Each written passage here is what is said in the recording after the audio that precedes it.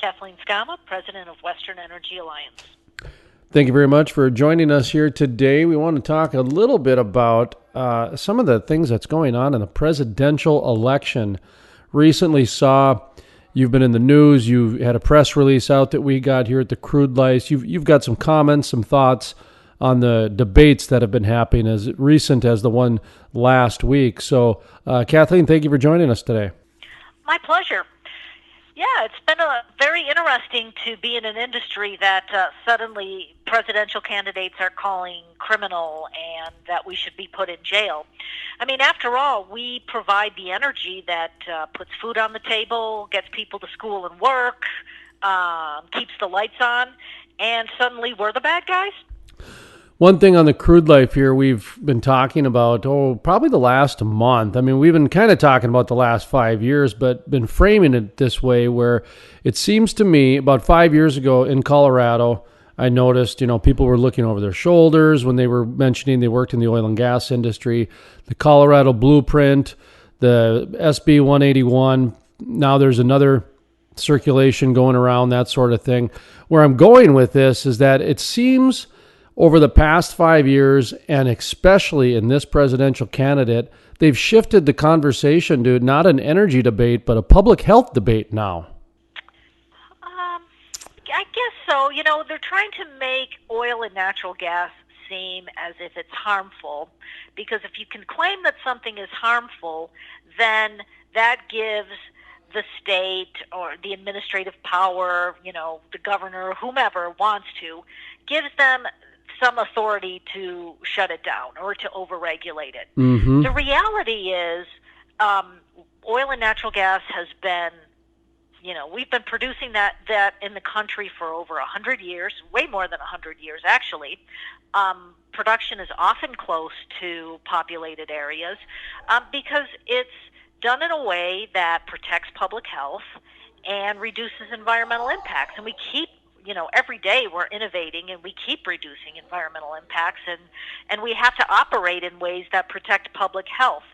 So what we see in Colorado is a pretty disingenuous effort by regulators to say it's not enough, and it's just justification for more. So that's kind of what's happening in Colorado. You see up in North Dakota, certainly a more reasonable business-oriented approach that understands that oil and natural gas is not just an economic driver for the state, but, a source of people's livelihoods. So there's kind of more of a balanced approach in North Dakota. So you guys are lucky up there.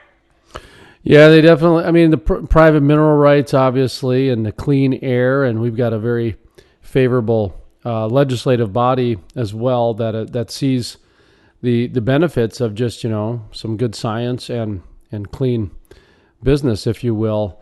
I wanted to ask. That's a good go ahead. point, though, about the mineral owners, because there are just as many, probably maybe even more mineral owners in Colorado.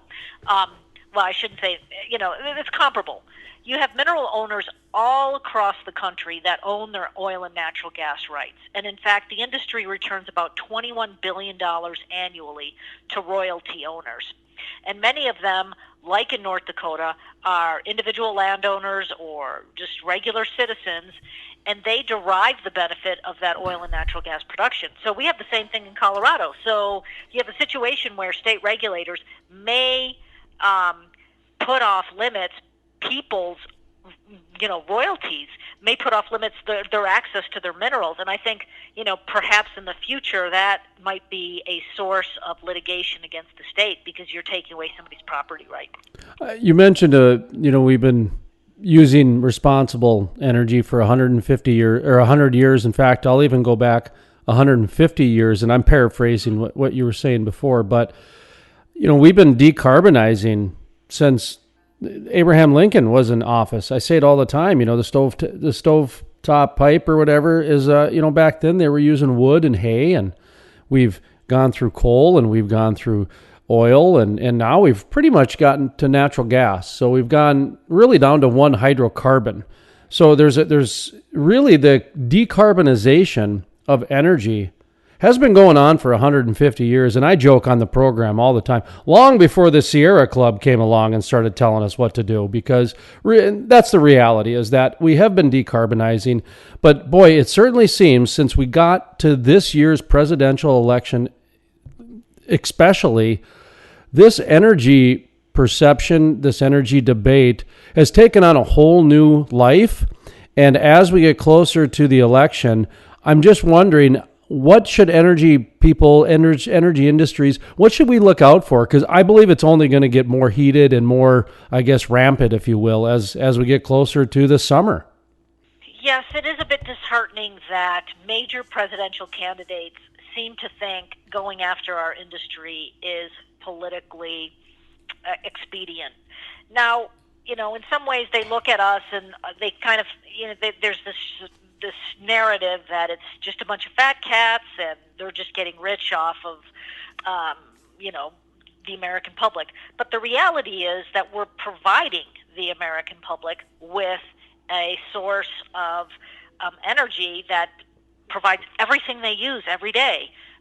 We heat your home. We cool it in the summer.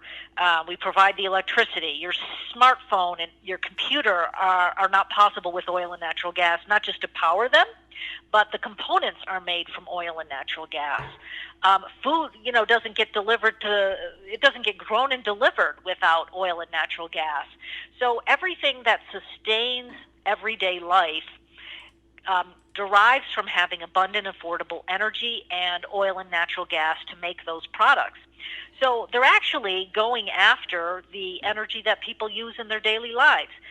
So it might be politically expedient now to attack our industry, but if they actually took what they're saying to its logical conclusion, they would deprive Americans of their cars, their electricity, their smartphones, and they wouldn't last a day in office if they actually did that. So we're looking forward to when things settle down, the rhetoric kind of cools down a bit, and when reality sets in. Kathleen Sgamma with us at Western Energy Alliance, talking about the presidential election. Some of the conversations are having about, apparently plastic straws are not in the conversation anymore. They're just talking about banning the industry outright, which is, I'll let you make up your own mind on that. We think it's a little bit ridiculous on the crazy side, but that's an opinion.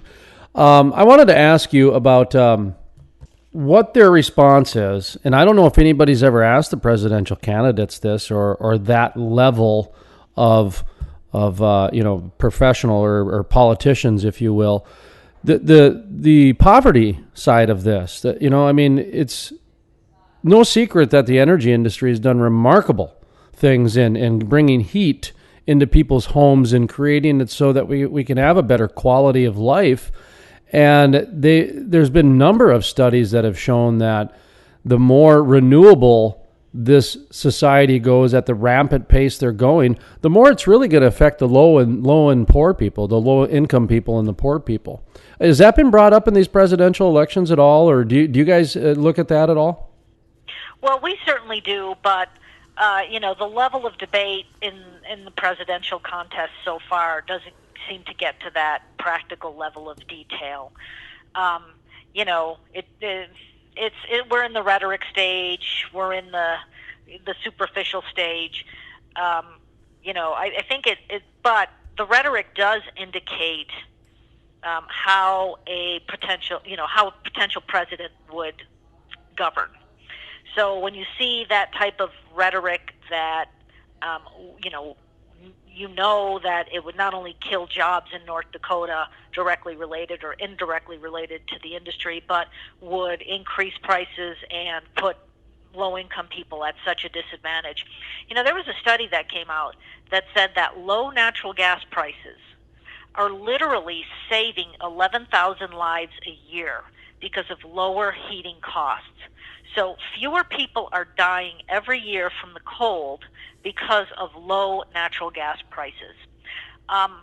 That type of messaging doesn't really get through the fray when there's all this talk of impeachment and you've got presidential candidates running around calling us criminal. But that's the reality, and that's why I say, eventually reality sets in. If people can't heat their homes and they can't drive to school and work, then that type of agenda quickly crumbles and loses support of the American voter. So I think reality will set in.